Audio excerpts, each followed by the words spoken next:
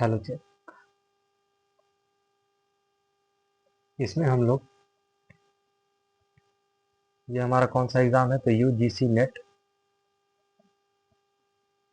हिंदी। इससे हम लोग जुड़ा जो हमारा प्रीवियस ईयर क्वेश्चंस है वो कौन सा ईयर का है, तो जून 2023 फर्स्ट शिफ्ट का हम क्वेश्चन का पेपर का इसमें एनालिसिस करेंगे।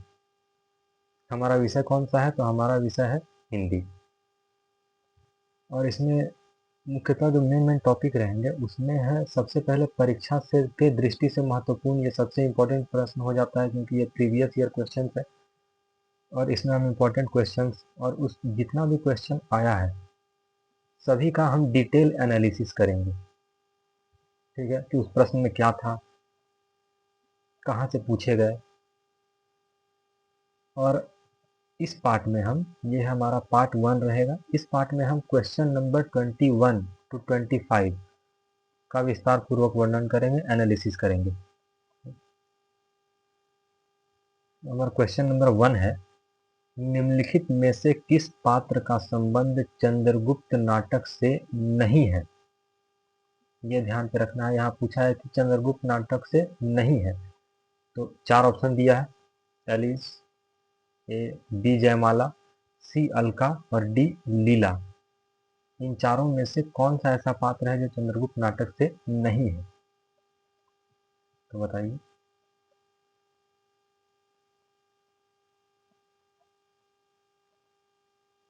हमारा आंसर होगा आंसर बी जयमाला। इन चारों में से आंसर बी हमारा करेक्ट है। जयमाला क्या है, वो चंद्रगुप्त नाटक का पात्र नहीं है। तो ये लिखा किसे, जयमाला जयशंकर प्रसाद कृत चंद्रगुप्त। चंद्रगुप्त नाटक कब प्रकाशित हुआ था, तो 1931 ईस्वी में चंद्रगुप्त नाटक प्रकाशित हुआ था और इसका ये पात्र नहीं है जयमाला, जबकि एलिस, अलका, लीला, कल्याणी, सुवासिनी, मालविका, कार्नेलिया, नीला चंद्रगुप्त नाटक की स्त्री पात्र हैं। ये सब स्त्री पात्र हैं। और चंद्रगुप्त नाटक के पुरुष पात्र कौन कौन से हैं, तो चाणक्य, इनको विष्णुगुप्त भी कहा जाता है, चंद्रगुप्त, वररुचि, इनको कात्यायन भी कहा जाता है, फिर अंबिका, सिंहरण, पर्वतेश्वर, सिकंदर, फिलिप्स, सेल्यूकस, दांड्यायन, गंधार नरेश आदि, ये पुरुष पात्र हैं मुख्यतः। और चंद्रगुप्त नाटक में अंक कितने हैं, तो ये 4 अंक चंद्रगुप्त नाटक में हैं। ये पूछा भी है कई बार कि चंद्रगुप्त नाटक में कितने अंक हैं और दृश्य कितने हैं, तो 44 दृश्य हैं। ये इन बातों को याद रखना है। और गीत, चंद्रगुप्त नाटक में गीत कितना है, तो गीत है 13। ये सब इम्पोर्टेंट पॉइंट है चंद्रगुप्त नाटक के लिए। अब देखते हैं, अगर जयमाला चंद्रगुप्त नाटक का पात्र नहीं है, ठीक, जयमाला क्या है, चंद्रगुप्त नाटक का पात्र नहीं है, तो ये किस नाटक का पात्र है, किसी न किसी का तो पात्र होगा। तो जयमाला स्कंदगुप्त नाटक का पात्र है और स्कंदगुप्त कब प्रकाशित हुआ, तो 1928 में। ये भी जयशंकर प्रसाद जी के द्वारा ही लिखा गया है। यह एक ऐतिहासिक नाटक है। कैसा नाटक है, ऐतिहासिक। इस नाटक में कुल 5 अंक है, 33 दृश्य है और 17 गीत हैं इस नाटक में। और पुरुष पात्र कौन कौन से हैं, तो कुमारगुप्त, पर्णदत्त, बंधुवर्मा, मृत्युगुप्त, मातृगुप्त, फिर ये सब क्या है। और ये भट्टार्क जो पात्र है ना, ये भट्टार्क अधिकतर पूछे जाने वाला पात्र है। उसके बाद स्त्री पात्र कौन कौन सी है, तो देविका, अनंत देवी, जयमाला। देखिए ये जो पात्र है, यही पात्र हम अभी प्रश्न में पूछा गया था कि ये कौन सा पात्र, मतलब किस नाटक से संबंधित है। तो आ गया ना स्त्री का पात्र इसमें, जयमाला।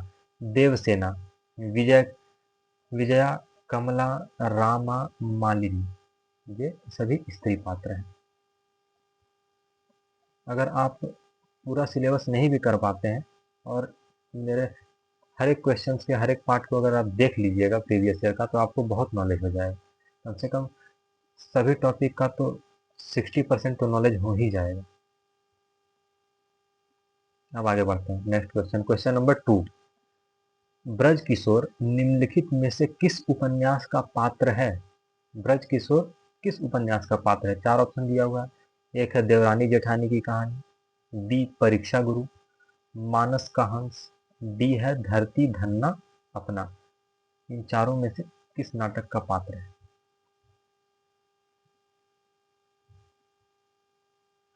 तो ये जिसमें है ब्रज किशोर, इसका है आंसर बी। ठीक है ना, आंसर बी। तो आंसर बी में क्या था ब्रज? आंसर बी है परीक्षा गुरु। ब्रज किशोर क्या है? परीक्षा गुरु हमारे उपन्यास का पात्र है। ठीक है, ब्रज किशोर परीक्षा गुरु उपन्यास का पात्र है। तो परीक्षा गुरु किसके द्वारा लिखा गया? तो ये लिखा गया लाला श्रीनिवास दास, उनके द्वारा ये लिखा गया परीक्षा गुरु। कब लिखा गया? तो 1882 में लिखा गया। ये ब्रज किशोर क्या है? इसी परीक्षा गुरु उपन्यास के पात्र हैं। इस उपन्यास के अन्य पात्र कौन कौन से हैं? तो लाला श्रीनिवास, मदन मोहन, चुन्नी लाल, शंभू दयाल, बैद्यनाथ, पुरुषोत्तम दास आदि। और इस यह उपन्यास 41 छोटे छोटे प्रकरणों में विभक्त है। ये पूछा भी है कि कितने प्रकरण इसमें हैं। प्रकरण से तो लगभग हर एक साल क्वेश्चन पूछ ही रहा है अभी। और एक चीज, परीक्षा गुरु को शुक्ल जी द्वारा पहला उपन्यास माना गया है कि ये पहला उपन्यास है। अब देखिए, ये तो परीक्षा गुरु की बात हो गई। अब देवरानी जेठानी की कहानी, एक ऑप्शन है हमारा, ऑप्शन ए, यह है देवरानी जेठानी की कहानी। तो इसके बारे में थोड़ा देख लेते हैं। देवरानी जेठानी की, यहाँ तक तो हमारा आंसर का डिटेल था। अब ऑप्शन भी थोड़ा देख लेते हैं। देवरानी जेठानी कब लिखा गया? तो 1870। उपन्यास के लेखक पंडित गौरी दत्त जी हैं। ठीक है, उपन्यास के लेखक कौन है? पंडित गौरी दत्त। अब क्वेश्चन नंबर 3, यहाँ से क्वेश्चन नंबर 3 है। तो इसमें क्या है देखिए, सूची 1 का सूची 2 से मिलान कीजिए। तो सूची 1, व्योमकेश दरवेश, बी कलम का मजदूर, सी घर का जोगी जोगड़ा, डी आवारा मसीहा। तो ये सब क्या है? ये सब है रचनाएं। ठीक है, और ये सब है लेखक। तो आपको बताना है कि कौन सी रचना किस लेखक ने लिखी है। इसमें से एक रचना है डी, ये हमारे सिलेबस में है। ठीक है ना, आवारा मसीहा। तो इसका तो आप बता ही सकते हैं कि आवारा मसीहा किसका है। तो आवारा आवारा मसीहा विष्णु प्रभाकर जी के द्वारा लिखा बताया गया है आवारा मसीहा। इसका आंसर देख लेते हैं। तो इसका है आंसर बी। ठीक है ना, कौन सा आंसर है? आंसर बी इसका है सही। यानी कि ए व्योमकेश दरवेश का क्या होगा? विश्वनाथ त्रिपाठी जी। बी कलम का मजदूर किसने लिखा है? तो मदन गोपाल जी ने लिखा। सी घर का जोगी जोगड़ा काशीनाथ सिंह। डी आवारा मसीहा विष्णु प्रभाकर जी के द्वारा ये लिखा गया है। उसके बाद चौथा नंबर में है, प्रश्न में है कि बच्चन सिंह किस कहानी के पात्र है? ठीक है ना, बच्चन सिंह जो है वो किस कहानी के पात्र थे? तो 4 ऑप्शन दिया हुआ है। ईदगाह, बी में दिया हुआ अमृत सराय गया, सी उसने कहा था, डी राजा निर्बंसिया। इनमें से किस कहानी के पात्र हैं? तो इसका आंसर है आंसर डी, मतलब कि ये राजा निर्बंसिया कहानी के पात्र है। बच्चन सिंह राजा निर्बंसिया कहानी का पात्र है। राजा निर्बंसिया कब प्रकाशित हुआ था? तो 1957 में प्रकाशित हुआ था। और इसके रचनाकार कौन है? तो इनके रचनाकार का नाम है कमलेश्वर। क्या नाम है? कमलेश्वर। कमलेश्वर के द्वारा ये रचा गया था। और इस कहानी का पात्र कौन कौन सा है? प्रमुख तो बच्चन सिंह है, ठीक है, जगतपति है, दयाराम, चंदा, भटियारी आदि इसके प्रमुख पात्र हैं। और प्रेमचंद द्वारा रचित ये जो ईदगाह कहानी है, ये किसके द्वारा लिखी? ये तो हो गया आंसर। अब ऑप्शन का भी थोड़ा सा देख लेते हैं डिटेल हल्का। तो इसमें एक ऑप्शन दिया हुआ ईदगाह, ईदगाह किसके द्वारा रचा गया है? तो ये प्रेमचंद जी के द्वारा रचा गया है। कब रचा गया है? तो 1933 ईस्वी में। इसका प्रमुख पात्र क्या है? हामिद है। और यह कहानी सर्वप्रथम चांद पत्रिका में प्रकाशित हुई थी। ये ईदगाह कहानी के बारे में दिया बताया थोड़ा सा।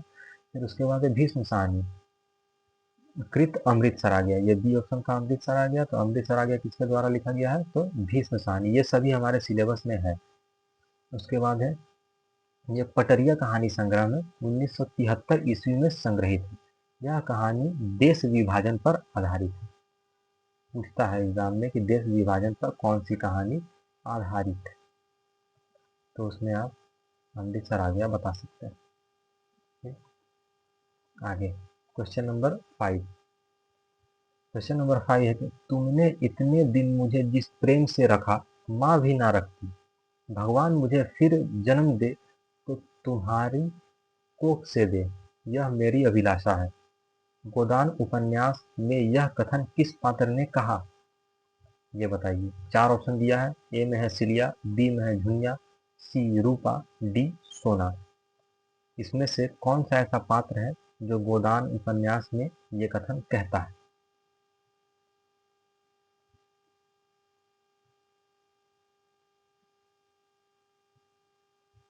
इसका आंसर है बी। बी यानी झुनिया। ये झुनिया जो है इसका आंसर है बी झुनिया। झुनिया ये कहती है, ठीक है ना। गोदान उपन्यास में यह कथन झुनिया ने धनिया से कहा। किससे कहा? धनिया से। और गोदान कब प्रकाशित हुई? तो 1936 ईस्वी में प्रकाशित हुई। प्रेमचंद द्वारा रचित उपन्यास है ये। इस उपन्यास में किसान जीवन की महागाथा एवं ऋण की समस्या का अंकन किया गया है। इस उपन्यास के प्रमुख पात्र कौन है?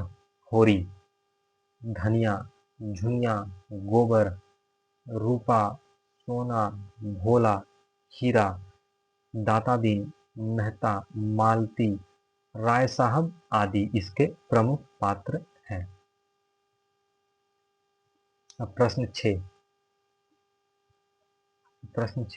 उत्तर प्रदेश सरकार द्वारा 31 जुलाई 1947 को गठित देवनागरी लिपि सुधार समिति के अध्यक्ष कौन थे?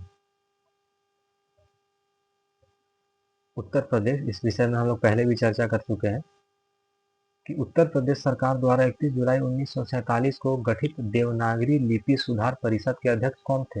ये बार बार पूछे जाने वाला रिपीटेड क्वेश्चन है। तो इसमें 4 ऑप्शन है। पंडित रामशंकर देवी द्विवेदी, पंडित चंद्रशेखर शास्त्री, आचार्य नरेंद्र देव, डॉक्टर धीरेन्द्र वर्मा। अब आपको बताना है कि इन चारों में से करेक्ट आंसर कौन सा है। तो इनमें जो करेक्ट आंसर है वो है आचार्य नरेंद्र देव। इस समिति, कौन सी समिति? तो लिपि सुधार समिति, ये देखिए देवनागरी लिपि सुधार समिति के अध्यक्ष हुए आचार्य नरेंद्र देव। और इसकी कुल 9 बैठकें हुई थी। कब हुई थी? 9 बैठकें हुई थी। और तथा इस समिति ने 25 मई 1949 को अपना रिपोर्ट प्रस्तुत किया। देखिए ये बना कब? तो 1947 में बना। 31 जुलाई 1947 को ये बना और इसका अध्यक्ष बने नरेंद्र देव। किसने बनाया? तो उत्तर प्रदेश सरकार ने बनाया है, ठीक है।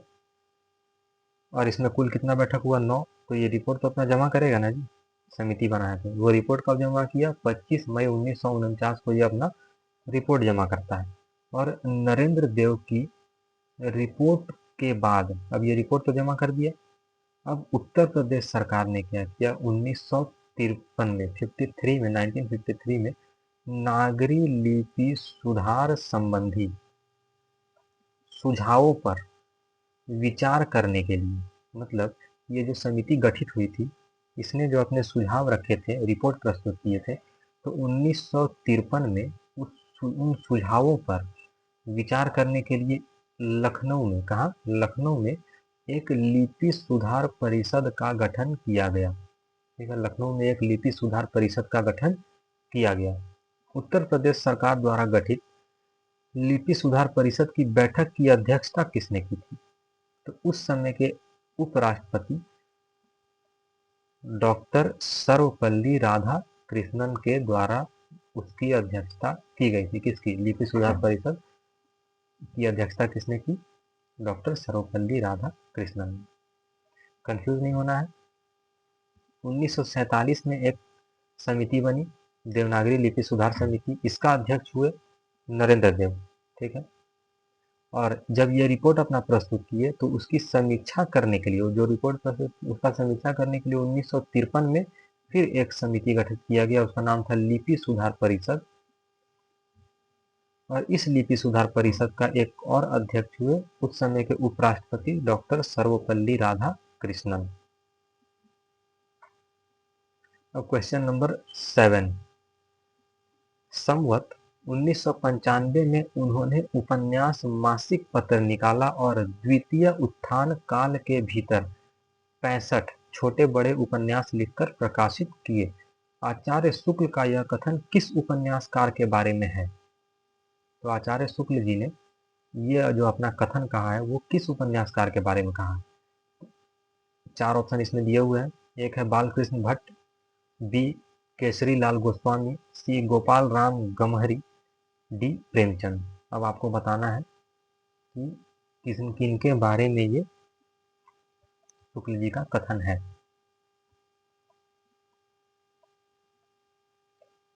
ये किशोरी लाल गोस्वामी जी के बारे में शुक्ल जी ने ये कहा है। देखिए क्या कहा, यह कथन आचार्य शुक्ल जी ने किशोरी लाल गोस्वामी के संबंध में कहा। ठीक, और एक यहाँ पर तो ये हो गया। अब उसके बाद देखिए एक ऑप्शन इसमें है, ऑप्शन ए। इसके संबंध में थोड़ा सा बात कर लेते हैं, ये क्या है। तो बालकृष्ण एक हिंदी प्रदीप नाम की एक पत्रिका थी जो 1887 में प्रकाशित की गई। उसके प्रकाशनकर्ता कौन थे? तो बाल कृष्ण भट्ट। कभी कभी पूछ जाता है एग्जाम में, इसलिए ये ऑप्शन है, ऑप्शन पे भी थोड़ा सा बात कर लेते हैं। और एक हंस पत्रिका 1930 में बनारस से मासिक पत्रिका, मतलब महीने में एक बार निकलती थी, का संपादन किया। किसने किया? तो प्रेमचंद जी ने किया। ठीक है, इसका संपादन किसने किया? तो प्रेमचंद जी ने।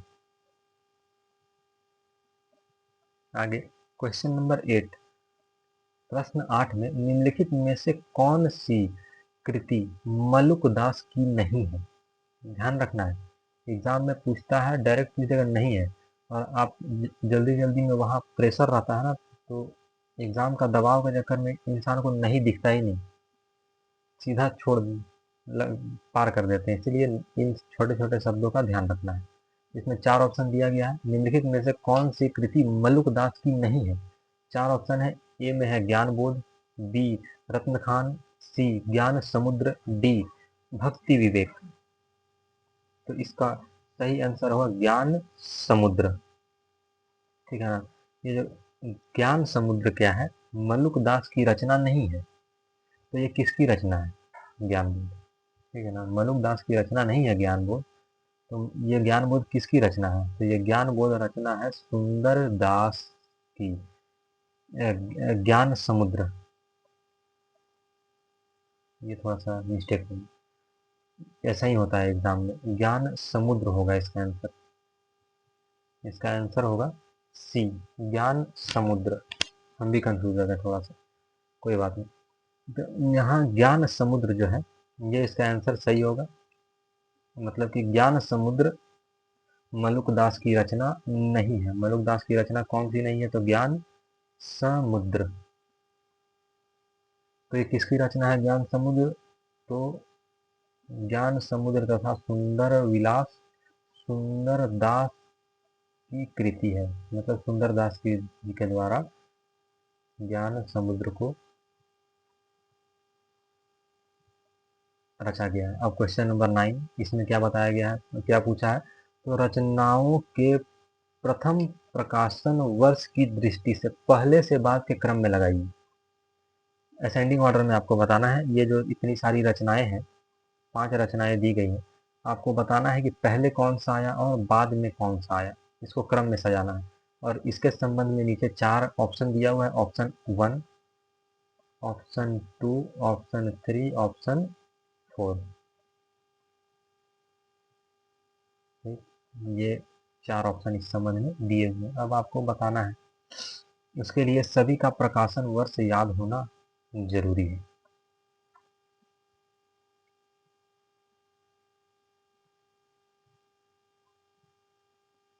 तो इसका आंसर है, सही आंसर सी। सी में क्या है भाई, मतलब कि ये 3, ये वाला आंसर इसका सही है।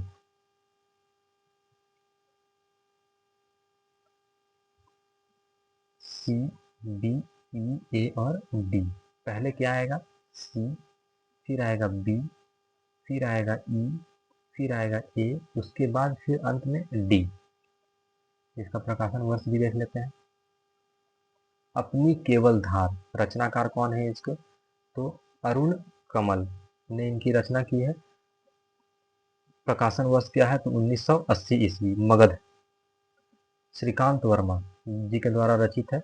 ये 1984 ईस्वी में इसकी रचना की गई है। अलका में सारस, अकाल में सारस, अकाल में सारस। केदारनाथ सिंह 1988, सब कुछ होना बचा रहेगा। ये किसकी रचना है, तो विनोद कुमार शुक्ल जी की रचना है। ये कब रचित है, 1992, 1992 ईस्वी में रचित। चांद की वर्तनी, ये किसकी रचना है, तो राजेश जोशी 2006 में रचित गई है। यह है इसका क्रम। अब प्रश्न 10, क्वेश्चन नंबर 10, नंदनपुर हाट का जिक्र किस कहानी में आया है। ये नंदनपुर हाट है, उसका कहानी जिक्र किस कहानी में आया है। आप कहानी पढ़े हैं तो बताइए। 4 ऑप्शन है, उसका नाम इस प्रकार है। पहला है सिक्का बदल गया, ए सिक्का बदल गया, बी तीसरी कसम अर्थात मारे गए गुलफाम, कोसी का घटवार, एक टोकरी भर मिट्टी। इन चारों में से कौन सा आंसर सही होगा।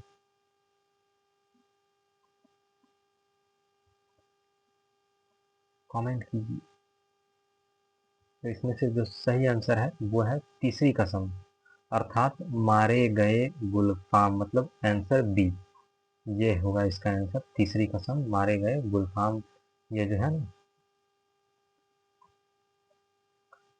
इसमें नंदनपुर हाट का जिक्र है। तीसरी कसम अर्थात मारे गए गुलफाम, ये किसके द्वारा रचित है, तो ये कहानी रचित है फणीश्वर नाथ रेणु जी के द्वारा। इसको ये 2 नाम है, पहला नाम है तीसरी कसम भी कहा जाता है और मारे गए गुलफाम भी कहा जाता है। कब प्रकाशित हुई थी, तो 1956 में यह कहानी प्रकाशित हुई थी। इसी में नंदनपुर हाट का जिक्र है। अब प्रश्न 11, इसमें क्या है कि प्रथम प्रकाशन वर्ष के अनुसार रचनाओं को पहले से बाद के क्रम में लगाइए। ये इतने सारे रचनाएं हैं, 5 रचनाएं दिए हैं गए हैं। इसमें हमें क्या करना है कि सबको प्रकाशन वर्ष के आधार पहले कौन आया बाद में कौन आया, क्रम में लगाइए। और इसमें 4 ऑप्शन दिया है, option A, B, C, D, ई।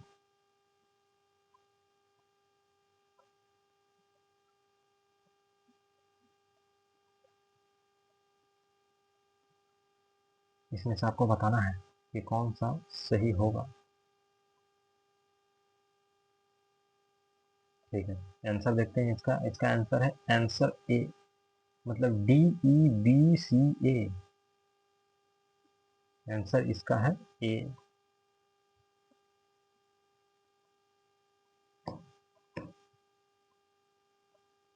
ये होगा इसका आंसर, डी, ई, बी, सी और ए। सबसे पहला डी, उसके बाद ई, फिर बी, फिर सी, उसके बाद अंत में उर्वशी। अब इसका प्रकाशन वर्ष देख लेते हैं। रसवंती, प्रकाशन वर्ष कब है इसका, 1940 में यह प्रकाशित हुई थी। कुरुक्षेत्र, यह कब प्रकाशित हुआ, तो 1946 में।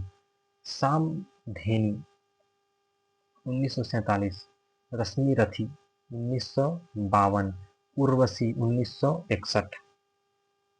12, 12 नंबर प्रश्न क्या है? तो थियोसॉफिकल सोसाइटी की पहली शाखा भारत में कहाँ खुली, ये बताइए। ये थियोसॉफिकल सोसाइटी है, ये इसकी पहली शाखा कहाँ से खुली, कहाँ पर खुली थी? ये यूनिट 4 का प्रश्न। अगर आप यूनिट 4 ठीक से पढ़ें तो इसका उत्तर आप आसानी से दे सकते हैं।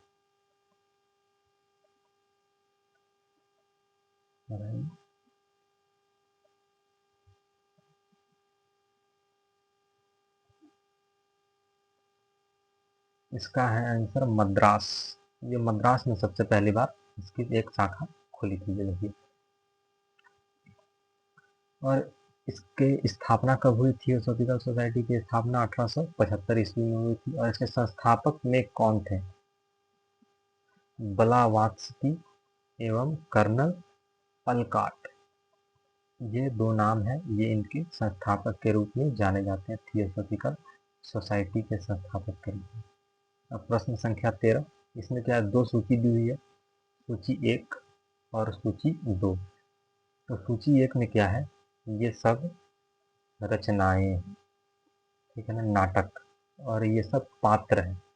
आपको बताना है कि ये सब पात्र किस किस रचनाओं के हैं। तो ए में है एक और द्रोणाचार्य, ठीक। बी स्कंदगुप्त, सी चंद्रगुप्त, डी अंधायुग। और इधर 4 पात्र दिए गए हैं। इन आपको बताना है, ये ऑप्शन दिया हुआ है 4, ठीक है। A B C D E. अब आप बताइए कौन सा किसका पात्र है?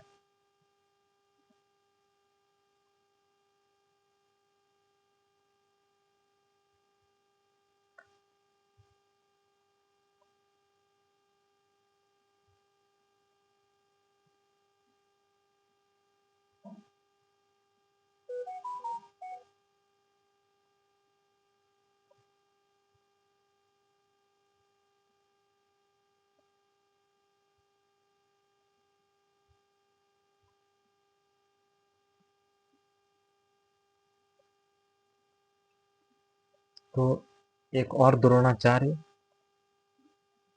किसका पात्र कौन है? लीला। स्कंदगुप्त का पात्र कौन है? कमला। चंद्रगुप्त का पात्र कौन है? अलका। अंधा युग युयुत्सु, अंधा युग कौन है? युयुत्सु, ठीक है।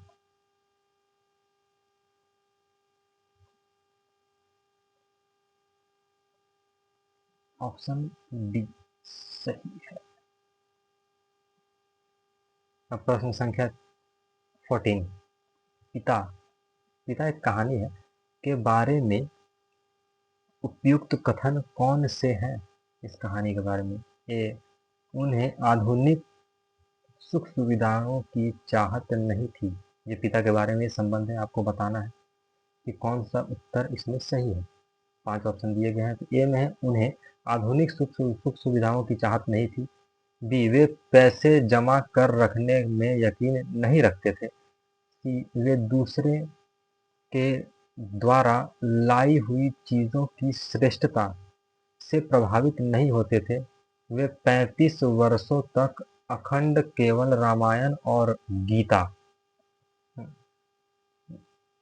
ये तो 2-3 बार पूछा है कि 35 वर्ष तक वो अखंड केवल रामायण और गीता पढ़ते रहे हैं। बाजार से स्वयं खरीद कर लाए गए बिस्किट और फल ही उन्हें पसंद थे। 4 ऑप्शन है इसमें। ए, केवल ए सी डी। बी, केवल ए बी और सी। सी ऑप्शन में है केवल बी सी और ई। डी में है केवल बी सी और डी। आपको बताएं ये कि ये इसमें से कौन सा सही है, पिता के बारे में उपयुक्त कथन।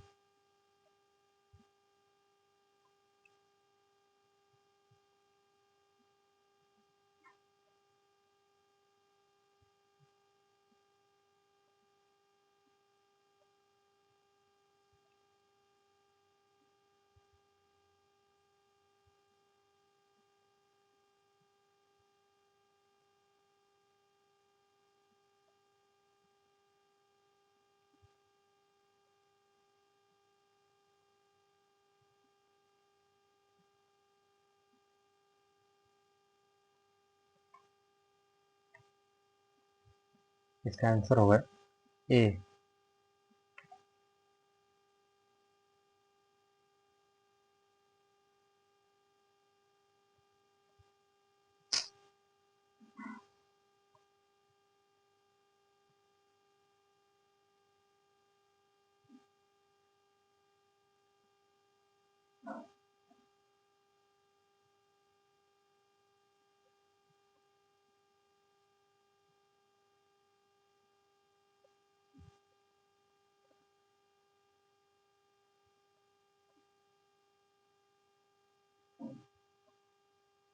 Answer A. आंसर ए, ज्ञान रंजन द्वारा रचित पिता 1965 कहानी में पिता के बारे में उपयुक्त कथन निम्नलिखित हैं। कौन कौन सा है? तो ए, उन्हें आधुनिक सुख सुविधाओं की चाहत नहीं थी। वे दूसरों के बारे में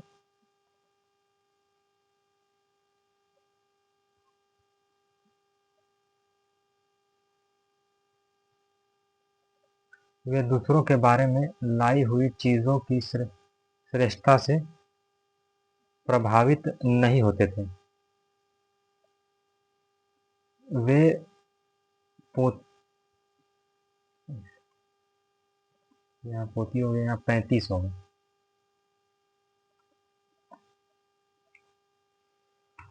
ये 35 वर्ष तक अखंड केवल रामायण और गीता पढ़ते रहे हैं। इनके प्रमुख कहानी संग्रह फेंस के इधर उधर 1968 ईस्वी, यात्रा 1971 ईस्वी, क्षण जीव 1977, सपना नहीं 1977 ईस्वी आदि है।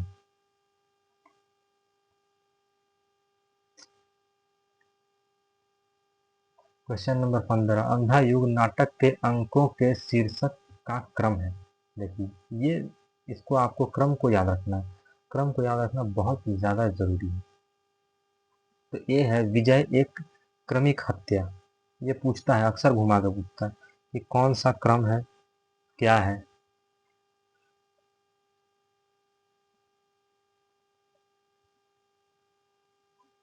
अंधा युग नाटक के अंकों के शीर्षक के क्रम बताइए।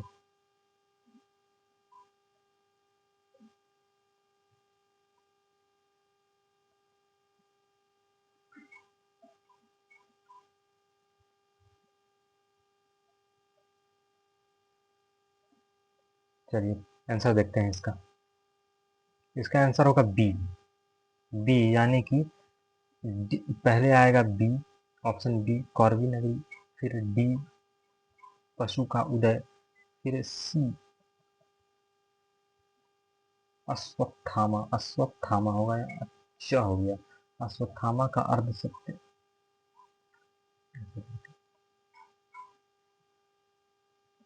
धर्मवीर भारती के द्वारा यह नाटक रचा गया है।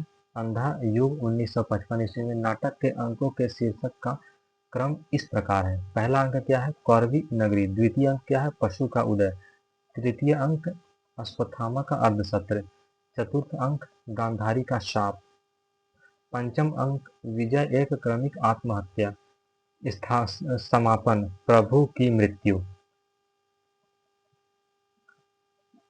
क्वेश्चन नंबर 16, चंद्रदेव से मेरी बातें कहानी में निम्नलिखित पर व्यंग किया गया है।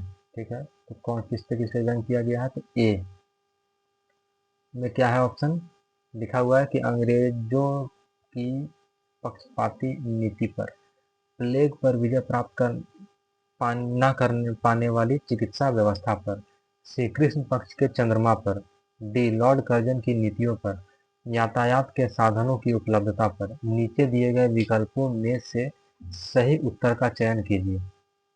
क्या विकल्प दिया हुआ है? ए में दिया हुआ है केवल ए सी डी, बी में दिया हुआ है ये ऑप्शन है 4। इसमें से आप सेलेक्ट करके बताइए कि कौन किस पर व्यंग किया गया।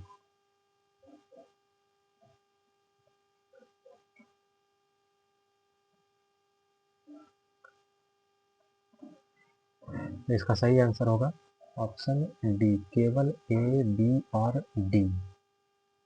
ठीक है, तो सबसे पहले किस पे किया गया? तो अंग्रेजों की पक्षपाती नीति पर। यहाँ प्लेग एक बीमारी होती है, उस पर विजय प्राप्त न कर पाने वाली चिकित्सा व्यवस्था पर, मतलब वो ठीक नहीं कर पाता। फिर लॉर्ड कर्जन की नीतियों पर। ये तीन ऑप्शन इसमें करेक्ट है, ठीक है।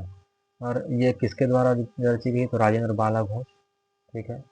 चंद्रदेव से मेरी बातें कब रची गई है, तो 1904। ये पूरा कहानी पढ़ाया हुआ है, अगर आपने नहीं देखा तो जाकर वीडियो देख लीजिएगा। कहानी में निम्नलिखित पर व्यंग किया गया है। ये है तीन ऑप्शन तो आपको बताएं। इनकी अन्य कहानियां कौन कौन सी है, तो कुंभ में छोटी बहू 1906, दुलाई वाली 1907, ये तो अपना सिलेबस में ही है दुलाई वाली। भाई बहन 1908, दालिया 1909 ईस्वी आदि है। अगला क्वेश्चन है, सिंदूर की होली नाटक के संबंध में निम्नलिखित तथ्यों पर विचार कीजिए। ए, नाटक में वैधव्य की समस्या को केंद्र में रखा गया। बी, इस नाटक में कुल 9 पात्र हैं, जिसमें 7 पुरुष और 2 स्त्री पात्र हैं। सी, नाटक के पात्रों के नाम हैं, क्या नाम है, तो शशिकला, चंद्रकला, रमाकांत, अकबर अली। डी, लक्ष्मी नारायण लाल का यह नाटक नौटंकी शैली पर आधारित है। इस नाटक की भूमिका राम प्रसाद त्रिपाठी ने लिखी है। ये 5 ऑप्शन दिया है, इस पर विचार कीजिए और सही उत्तर का चयन करके आप बताइए कि इसमें से कौन सा उत्तर सही है। ये 4 ऑप्शन है, तो इसका सही आंसर है आंसर ए, मतलब कि ए, बी और ई, ये है। तो ए में क्या है, ए में दिया हुआ है कि नाटक में वैधव्य की समस्या को केंद्र में रखा गया, मतलब विधवा की समस्या। इस नाटक में कुल 9 पात्र हैं, जिसमें 7 पुरुष और 2 स्त्री पात्र हैं, ये भी सही है। उसके बाद ई, इस नाटक की भूमिका राम प्रसाद त्रिपाठी ने लिखी थी, ठीक है ना। और इसके संबंध में और कुछ देख लेते हैं। पंडित लक्ष्मी नारायण मिश्र द्वारा रचित, इसकी नाटक की रचना किसने की है, तो पंडित लक्ष्मी नारायण मिश्र द्वारा रचित सिंदूर की होली कब प्रकाशित हुई, तो 1934 ईस्वी में। नाटक के संबंध में निम्नलिखित तथ्य सत्य हैं। तो पहला कौन सा था, नाटक में वैधव्य की समस्या को केंद्र में रखा गया। दूसरा, इस नाटक में कुल 9 पात्र हैं, जिसमें 7 पुरुष और 2 स्त्री पात्र हैं। इस नाटक की भूमिका राम प्रसाद त्रिपाठी, एक बात याद रखना है, इसीलिए इसको घुमा के पूछा है, लिखा है श्रीनिवास मिश्र ने, और भूमिका कौन लिखे है, इस ये नाटक है किसका, तो श्रीनिवास लक्ष्मी नारायण मिश्र के द्वारा ये नाटक लिखा गया है, लक्ष्मी नारायण मिश्र। और इसकी भूमिका किसने लिखी है, तो राम प्रसाद त्रिपाठी ने। और इनके अन्य सामाजिक नाटक कौन कौन से हैं, तो उन्होंने अशोक लिखा है, सन्यासी, रक्ष राक्षस का मंदिर आदि इतने सारे नाटक उन्होंने लिखे हैं। 19 नंबर प्रश्न क्या है, तो कुंतक सम्मत वक्रोक्ति के भेदों में से निम्नलिखित में से कौन सा एक नहीं है। मतलब जो आचार्य कुंतक थे, उन्होंने जो उनका वक्रोक्ति संप्रदाय था, उनके कुछ भेद बताए हैं, उनमें से कौन सा भेद इसमें नहीं है, ये आपको बताना है। थोड़ा सा कठिन प्रश्न है, तो इसका सही आंसर होगा अर्थवक्रता, ठीक है ना। देखिए, तो कुंतक ने क्या किए, 6 भेद बताए हैं, वो वक्रोक्ति संप्रदाय के प्रवर्तक माने जाते हैं, ठीक है। उन्होंने 6 भेद बताए हैं कुंतक ने। तो 6 भेद कौन सा है, तो पहला है वर्ण विन्यास वक्रता,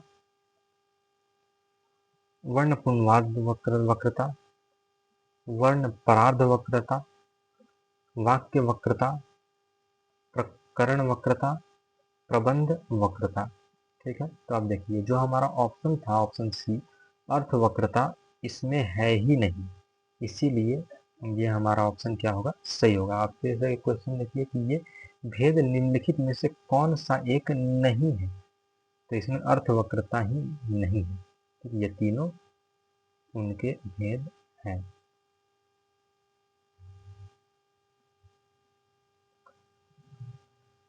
प्रश्न 20, क्वेश्चन नंबर 20, संसार की कोई लिपि यदि सर्वाधिक पूर्ण है तो वह एकमात्र देवनागरी लिपि है। यह कथन किसका है? 4 ऑप्शन है, इसमें से आपको बताना है। तो इसका आंसर होगा आंसर सी, आइजक पिटमैन। ये 2 बार शायद पूछा है एग्जाम में। अब क्वेश्चन नंबर 21, उत्तर आधुनिकता की प्रवृत्ति मानी जाती है। उत्तर आधुनिकता की क्या क्या प्रवृत्ति मानी जाती है? तो 5 ऑप्शन इसमें दिए हुए हैं और यहाँ विकल्प दिया हुआ है। इन 4 विकल्पों में से आपको ये चयन करना है।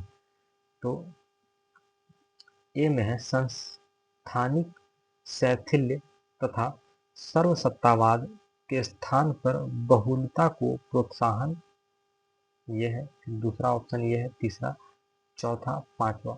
इन पांचों में से आपको बताना है कौन सा सही होगा।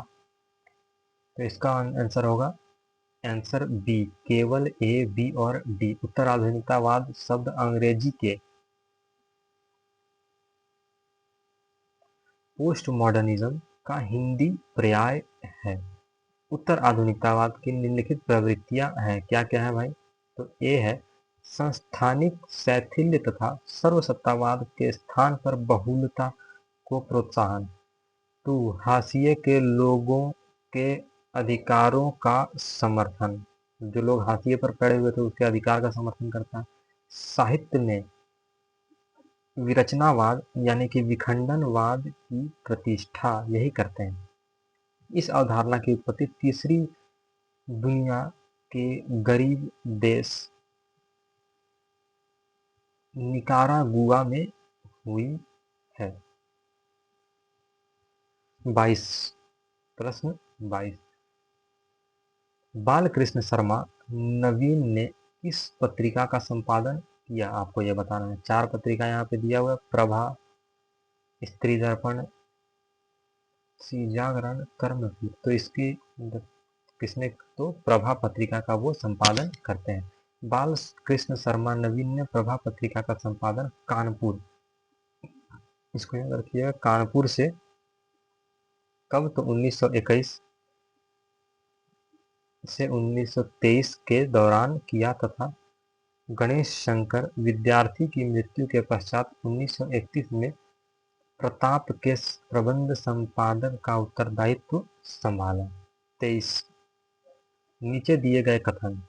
कथन 1, बाल मुकुंद गुप्त द्विवेदी युग के रचनाकार हैं।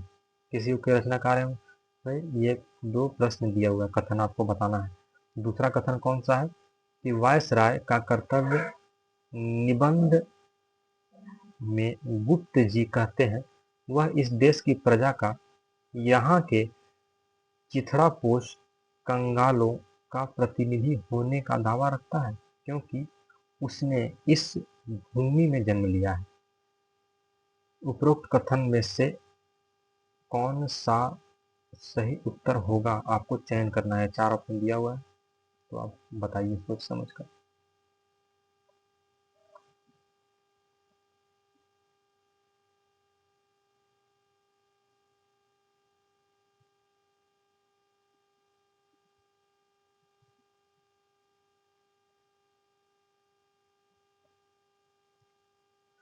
अगला प्रश्न है हमारा प्रश्न 24, कि कविता करना अनंत पुण्य का फल है।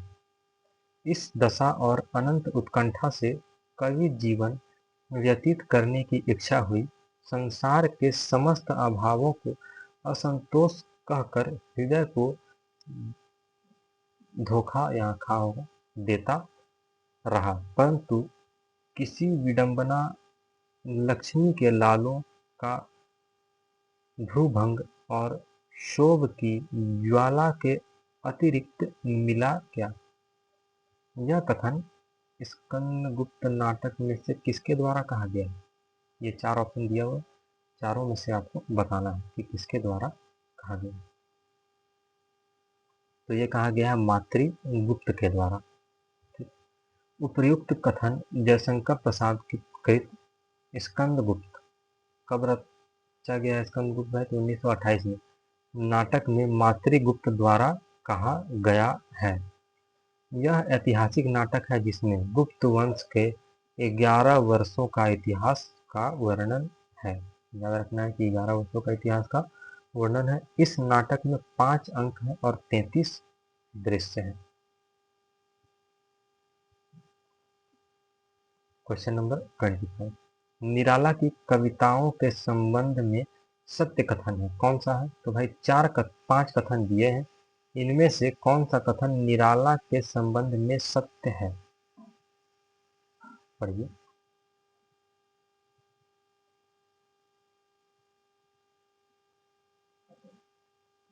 तो ऑप्शन सी इसका सही आंसर होगा। तो सी केवल ए, बी, डी और ई। सूर्यकांत त्रिपाठी निराला के संबंध में सत्य कथन निम्नलिखित है। एक क्या है?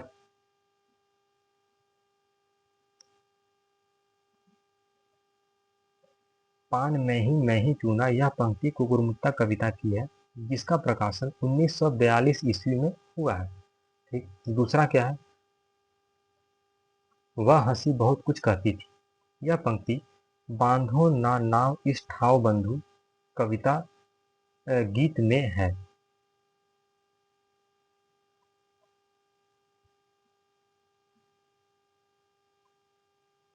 रिजु कुटिल पसार कामी केश गुच्छ, यह पंक्ति जागो फिर एक बार कविता में आई है। अरे वर्ष के हर्ष, यह पंक्ति परिमल 1930 में रची गई है। काव्य संग्रह में संकलित बादल राग कविता में आई है। परिमल क्या है? काव्य संग्रह है। कब निकली? तो 1930 में। और इसमें एक कविता है बादल राग, उसमें ही ये पंक्ति है, निराला जी की पंक्ति। ये हमारा 25 क्वेश्चन आज पूरा हो गया। ठीक है, यहाँ पर हमने 25 क्वेश्चन को देखा डिटेल से। अब नेक्स्ट में हमारा नेक्स्ट पार्ट जो आएगा उसमें क्वेश्चन नंबर 25 से 50 तक रहेगा। एक ही पार्ट में बनाना 100 क्वेश्चन को बनाना संभव नहीं है, इसीलिए 25-25 क्वेश्चन के 4 पार्ट आएंगे और सभी में इसी तरह से डिटेल में दिया रहेगा।